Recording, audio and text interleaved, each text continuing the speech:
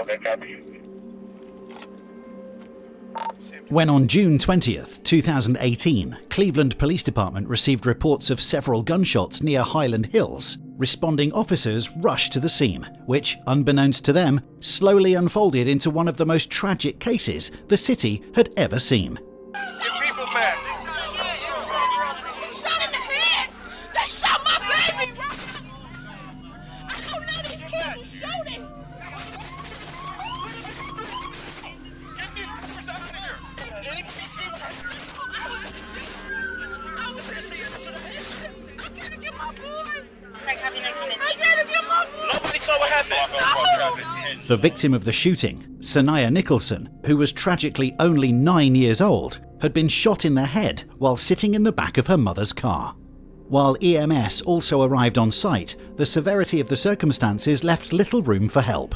Get it out of here. What do you do? Come on.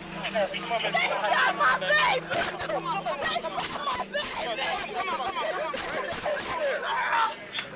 Now get off of me! Sanaya Nicholson was rushed to the hospital. However, the injuries proved too severe, and she was pronounced dead that same evening, at only 9 years of age. At the scene of the shooting, officers cleared the site and began asking witnesses about the exact sequence of events, trying to understand what led to the brutal killing. What investigators quickly learned was that, shockingly, multiple people were involved in the shooting, and as more evidence was uncovered, officers arrested multiple suspects, including 17-year-old Brewen Harrison and 18-year-old Aaron George, who were brought to the Cleveland Police Department for questioning. Last week, a 9-year-old girl got killed in our city. And we know that you were involved. We're sort of giving you this opportunity now to sort of come clean, tell us what the motivation was, how you found yourself in that predicament. Me personally, there's no explaining for me, because my intent wasn't, you feel me, like anything that went on. Now, how I find myself, you feel me, wherever, whenever, it's just cause like, on June 20th, what are you doing? what was June 20th? It's a Wednesday. Wednesday. What time? Probably at work. Were you with CJ that day? And then June 20th? two guys? Yeah. I think so. Okay. Think hard. In the car? I do remember getting in the car. Aaron George went through the timeline of the day of the shooting, explaining that in the early afternoon, he was picked up by his friend CJ and someone called Devonte, who brought his brother Brewen along, two people Aaron didn't really know at that time. You know what time of day it is at this time? Like early, I think probably like 12. Oh, it's like early afternoon? Yeah. Okay. Because we was with each other for a minute. Okay. Okay, go ahead. Where'd you guys go from there? I mean, we went a couple places, you feel me? Is Like that- down the way, King Kenny, we kept on going to the gas station, back and forth to the gas station. We could be walking. I went up there to the court. We hoop in the K. It's a court back there. And then around by like, I want to say like what? Probably not even that late. Probably like 3, 4-ish. We start riding back out. You feel me? Riding back around. Okay. And where do you go? We was trying to go to Lorraine. You feel me? But ain't nobody had no gas money. So long story short, we get to riding around. We rode around and we stopped. Like the car shut off on it. Didn't nobody in the car have no more money. You feel me? We had spent it up on weed and miles and shells and stuff. We stopped and the car stopped on Lee and Harvard. Right as the group arrived at a gas station, they got into an argument, primarily because they had run out of gas and nobody had any money to buy fuel. The group split up, as CJ and the driver, Devonte, went to get some money, leaving both Aaron and Brewen alone, which led to another argument because Aaron didn't want to be left alone with someone he considered a stranger. I get mad. I get mad at two people. CJ left me to hang with somebody I didn't even know. You feel me? But CJ being CJ, if he your brother, he my brother, you feel me? Because I rock with you. He should take care of you. Exactly. We should be rocking with each other. So basically, I'm up there at the gas station, and they just said, like, yeah, we finna go and get some money, you feel me, from around the corner at my sister's house. It was just us two. I'm like, bro, I'm just about to stand up here and beg for change. Us two being, who's the other person? The dude I didn't know. He was like, some bro, we could just walk around and do that. I'm like, some alright, bet. Aaron and Brewen, who had both become increasingly impatient, started going around the street asking strangers for money to get the car running again. During that time, they coincidentally ran into CJ and Devontae, who had just returned with not only no money for fuel, but also even more trouble. And then out of nowhere, like, they salty. They mad, so I get mad cause CJ mad. You feel me? I'm thinking like he just got beat up, you feel me? Is that what he said or what? No, he didn't. He just came back like, bro, you feel me? You feel me? Like he just going off, you feel me? So I'm like, so bro, what just happened? Hold on. What just happened? So he talking about, yeah, playing crazy, da. So I'm like, some bro, I'm about to call my dad. They said you don't have no phone. I'm like, some alright, bet. I'm about to walk with y'all until I find a phone so I can call my dad, and I'm about to leave. They like, some bro, you ain't gonna ride with me? What you mean you ain't gonna ride with me? They basically saying like, is you gonna fight with me? And I just said, I just said, where they at? Where they at? You feel me? Like, Aaron claims that although he initially intended to go back home, the group coerced him to stay and look for the other group with whom CJ and the driver had gotten into an argument earlier. So we get to walking around again. Then we went to, I remember going to the Taco Bell with the dark skinned dude. Then we walked back down the street. Then dudes just get to looking. Dudes just where are these dudes at? on the corner of the street. And I'm walking up, I'm looking at them looking at us, you feel me? So I'm like, bro, who is these? Is these the dudes that you got problem with? They looking at me, like, or they looking at us suspicious, you feel me? Like, I'm thinking they about to get the shoe and they can do whatever.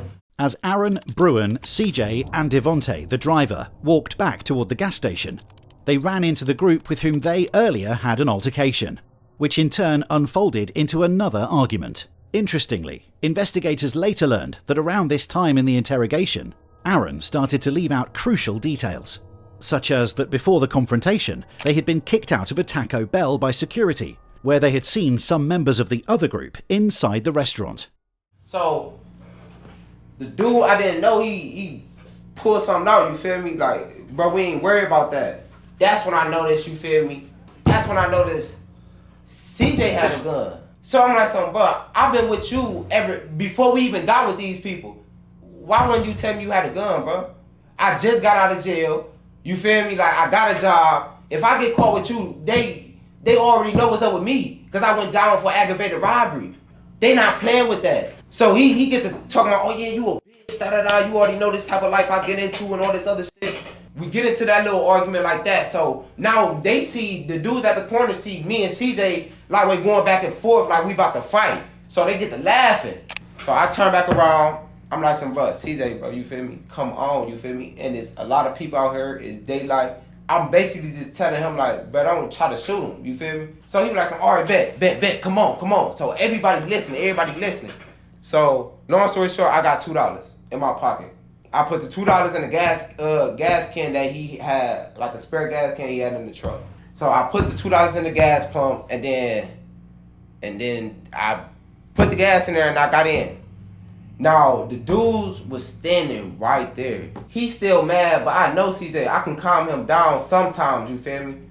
So I'm like, bro, you feel me? We out, you feel me? I'm about to go wake my dad up, we about to go get some more weed, you feel me? Like some orange bed. But pull this way. So I'm like, bro, they down there. The dude ain't even listen to me. Okay. The dude that was driving didn't even listen to me. Is it the same guy that was driving? That was the same exact one. The dude didn't even listen to me. So that's when everything just started, you feel me, clicking to my mom. Bro, your brother got a gun. If I try to stop you from pulling over here, what to say that he not gonna shoot me? Okay. I don't know these people. Only my life was in CJ's hands for real. Okay, go ahead. So we pulled out the gas station. And he just got the fire. At approximately 7:15 p.m, the driver, Devontae, followed CJ's instructions and drove onto Lee Road, heading in the same direction where, minutes earlier, they had the confrontation with the other group. My brother was like, what the fuck is you doing? I was driving, like, what you mean?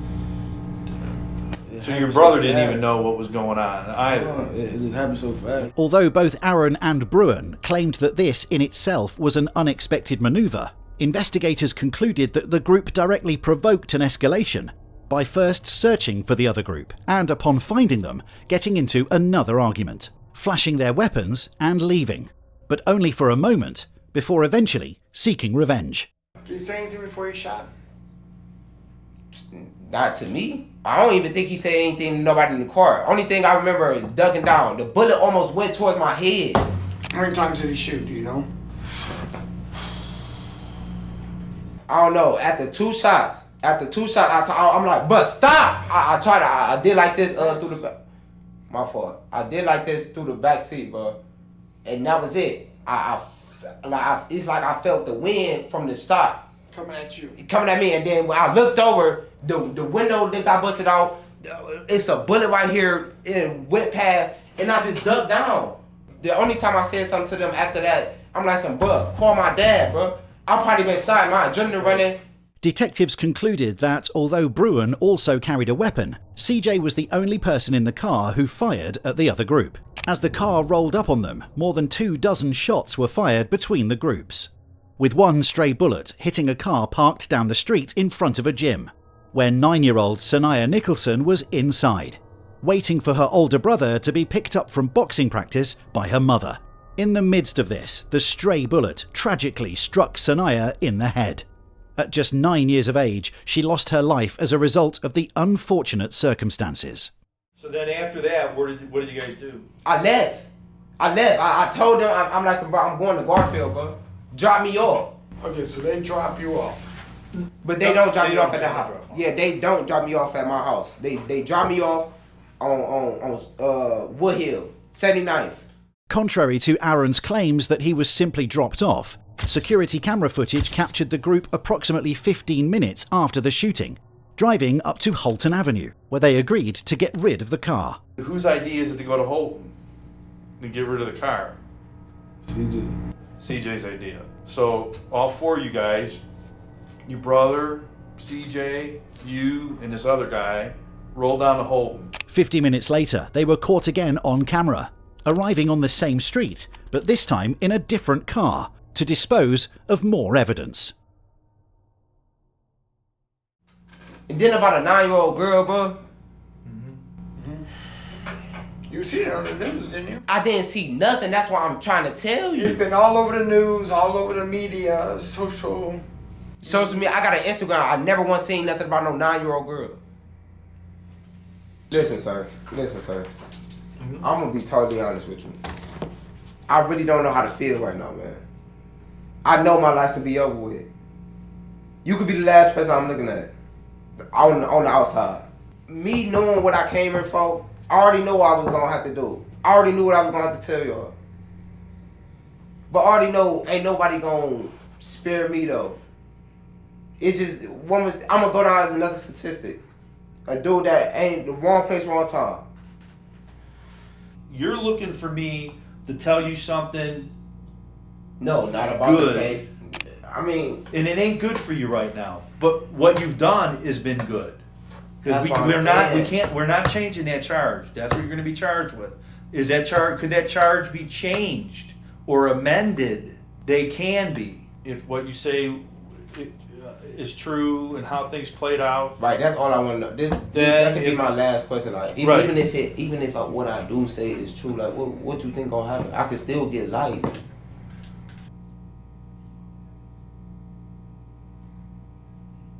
My life is over, man.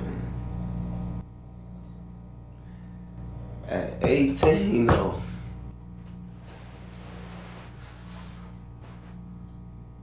I would rather die, bro. I would rather die than to spend my life in prison. Children shot dead in our city. These horrific tragedies leave us empty. Life seems meaningless to those left behind. 9-year-old Sanaya Nicholson was the latest killed in the backseat of her mother's car. News 5's Amanda Van Allen was there moments after the little girl was killed. She spoke with Sanaya's father last night and today talked with her heartbroken mother. During the court proceedings, all 7 suspects arrested in connection with the shooting were initially indicted on multiple charges, including aggravated murder, attempted murder, felonious assault, and other related counts. Many of those charges were later dropped when it was revealed that the bullet fired by C. Matizia Andrews, or CJ, directly resulted in the death of Sanaya Nicholson. As a result, Aaron, Brewen and Devontae pleaded guilty to tampering with evidence and are still awaiting sentencing. Dyshawn Bonner, Damaris Perry and Timothy Green, the individuals from the other group, pleaded guilty to involuntary manslaughter for their involvement in the shooting. They were sentenced to 10 years in prison. Losing years of my life, but I can't give them back to Sanaya. If I could, I would. I'm sorry. Truly sorry. If I can bring her back, I would too. I spent years blaming myself for not dying in the car. But her dying. They didn't just kill her, they killed the other two as well. These two are no longer the same children that they were. I'm not the same mother that I was.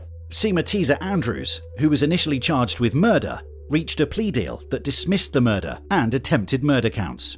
In September 2020, Seema Teaser Andrews was sentenced to a total of 22 years in prison for involuntary manslaughter and attempted felonious assault for his role in the death of Sanaya Nicholson.